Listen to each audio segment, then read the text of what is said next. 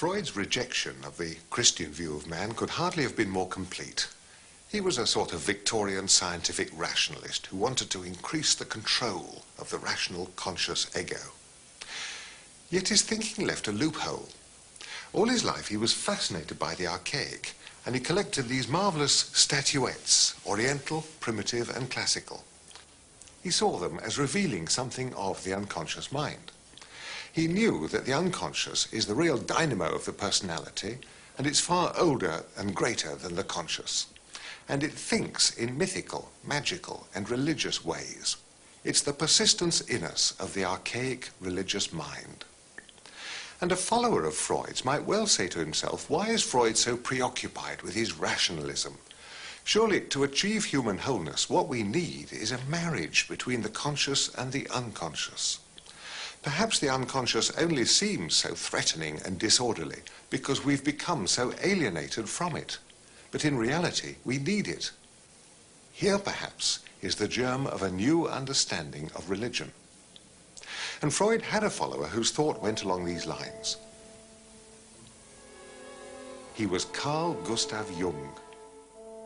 Almost 20 years Freud's junior, Jung was the son of a Swiss pastor. He had already successfully applied and developed some of Freud's ideas when the two men met in 1907 and became close friends.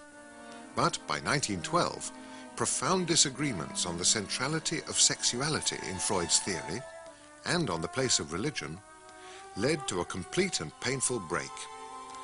Jung had settled in this house in Küsnacht, near Zurich, where he practiced as a psychotherapist for the rest of his life. The inscription he set above his door proclaimed his personal starting point. Whether called upon or not, God will be present. It's an answer given by the Delphic oracle in reply to a question about a coming battle.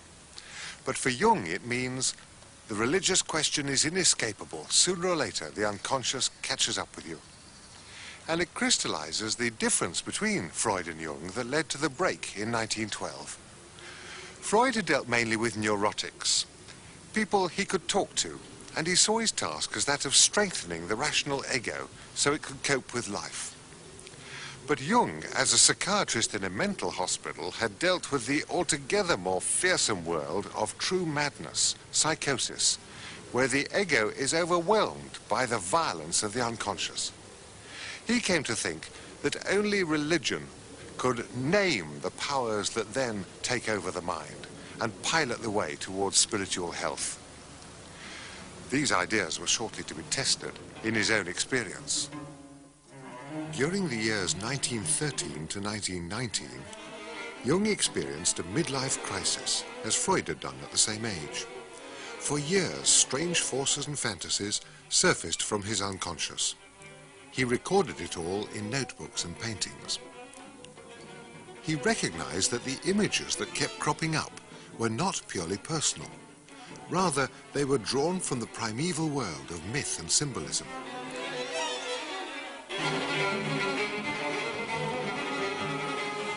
But what was the meaning of this violent eruption?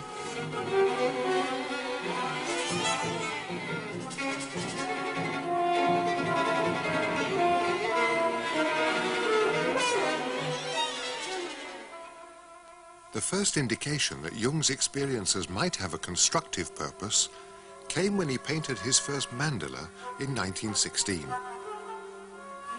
The figure is a kind of diagram of the spiritual life, of a kind best known in Himalayan Buddhism, though similar figures are found in many other religions, including Christianity. They're used as aids to meditation. The opposed forces at the circumference are resolved at the still center.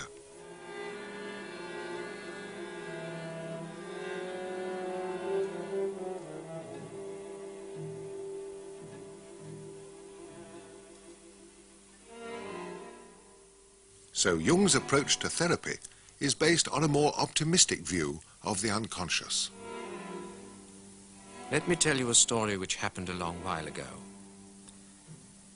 I was sent a young patient who suffered from incurable insomnia. She was a teacher who had successfully completed her studies, but who lived in constant fear of making a mistake. She'd got into an unbearable state of spasmodic tension. I tried to explain to her that psychic relaxation was necessary, that I, for example, found relaxation by sailing on the lake, by letting myself go with the wind, that this was good for one, necessary for everybody. But I could see by her eyes that she didn't understand. Then, as I talked of sailing and of the wind, I heard the voice of my mother singing a lullaby to my little sister, as she used to do when I was 8 or 9. A story of a little girl in a little boat on the Rhine with little fishes. And I began, almost without doing it on purpose, to hum what I was telling her about the wind, the waves, the sailing and relaxation, to the tune of the little lullaby.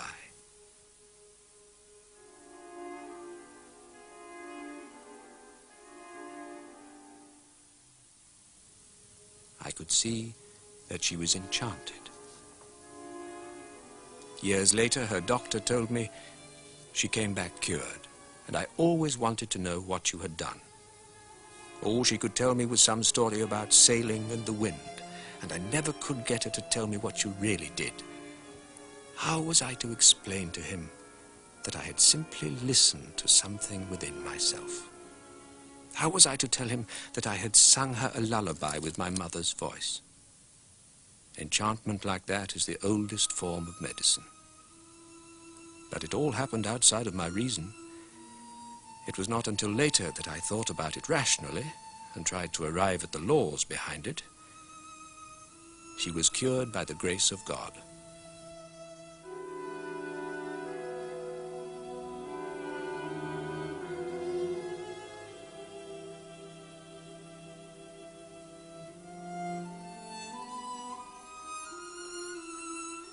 At Bollingen, near Zurich, Jung built, largely with his own hands, the house he called the Tower. It was his own personal retreat, where he spent more and more time in the last 30 years of his life.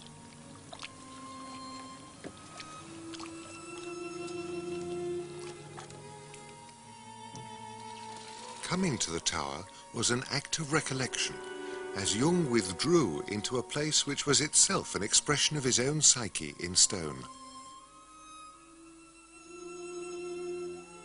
Here, everything has its history and mine. Here is space for the spaceless kingdom of the worlds and the psyche's hinterland.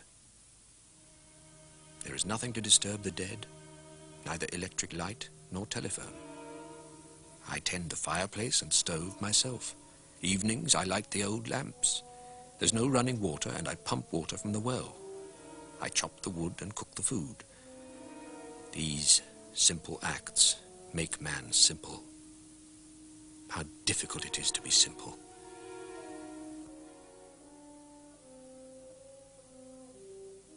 In Bollingen, silence surrounds me almost audibly, and I live in modest harmony with nature.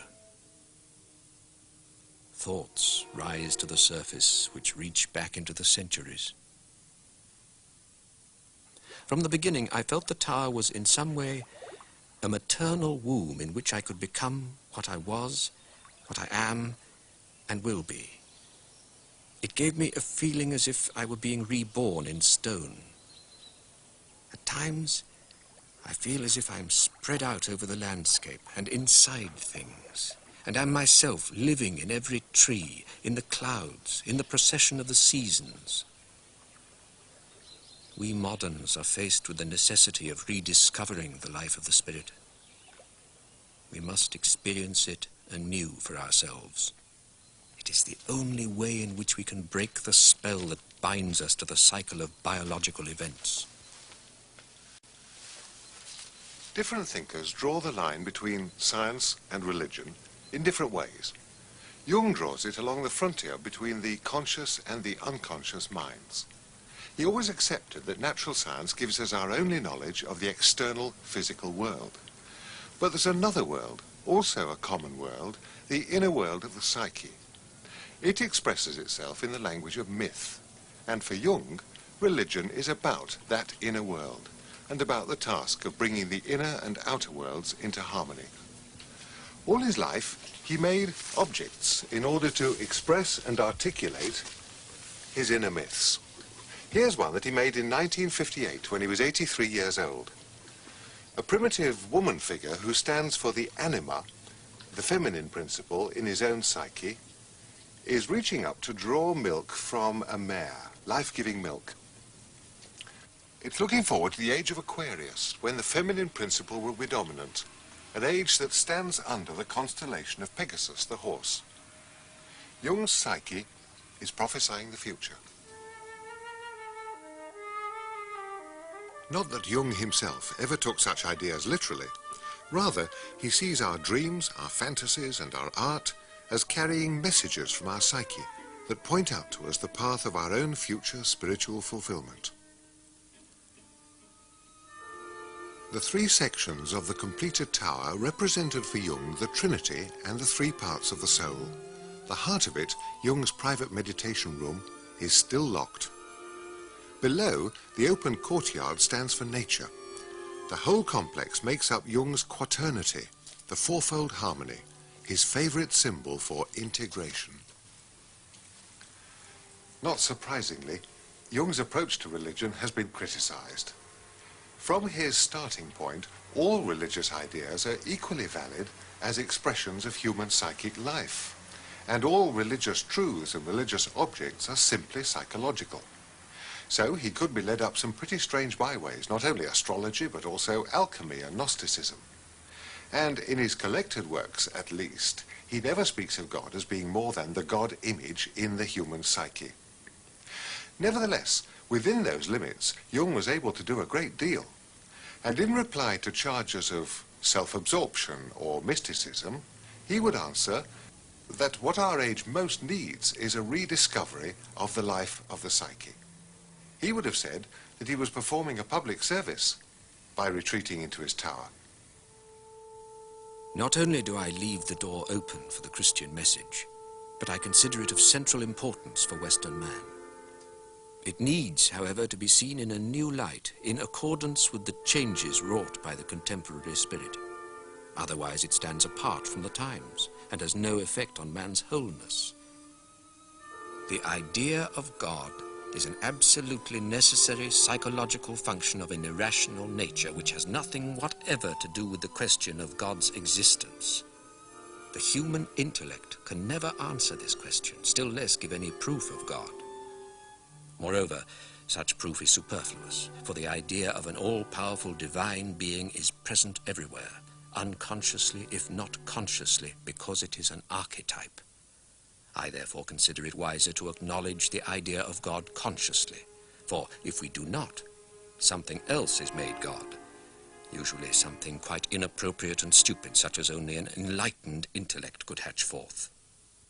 And did you believe in God? Oh, yes. Do you now believe in God? Now? Difficult to answer. I know. I don't need to believe. I know. What did Jung mean by claiming at the end of his life to know God? Remember the journey he'd taken. As a young man, he'd broken away from religion and joined Freud. He accepted Darwin's revolution in our understanding of man's place in nature. He accepted that the human mind is an evolutionary product and religion a natural psychological function. Religious beliefs give mythic, projected expression to our inner states. Well, all this was standard 19th century atheist doctrine. Yet, when Jung turned back to religion, he didn't discard it. He took it with him. If our religious beliefs are clues to our inner lives, then in all their forms they're equally valuable and instructive. So Jung became perhaps the first genuinely multi-faith religious thinker. But even more original was Jung's new form of religious naturalism. Before him, those who'd grasped that religion is indeed fully human had always ended up as unbelievers, people like Marx and Freud. But Jung finds a way back. Realizing that religion is truly human, he sets aside supernaturalism and instead he brings forward the old mystical idea that the knowledge of God is in the end the same thing as self-knowledge. For Jung, the knowledge of God means a condition of inner integration, blessedness, wisdom, harmony with oneself and all nature, that our psyches are pursuing all our lives. So far, Freud's position, his public reputation, has been higher. But Jung's new sort of religious naturalism has a lot to teach all of us. Indeed, I suspect in the end we're all going to have to follow him. And here at Bollingham, it's surely right to give him the last word.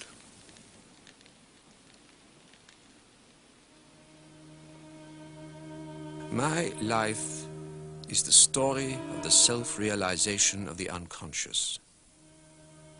What we are to our inward vision can only be expressed by way of myth. Myth is more individual and expresses life more precisely than does science. Thus it is that I have undertaken to tell my personal myth. We cannot make any final judgment about ourselves or our lives. At bottom, we never know how it has all come about. The life of man is a dubious experiment. It is a tremendous phenomenon only in numerical terms. Individually, it is so fleeting that it is literally a miracle that anything can exist and develop at all. In the end, the only events in my life worth telling are those when the imperishable world erupted into this transitory one. Everything else has lost importance by comparison. I can understand myself only in the light of inner happenings.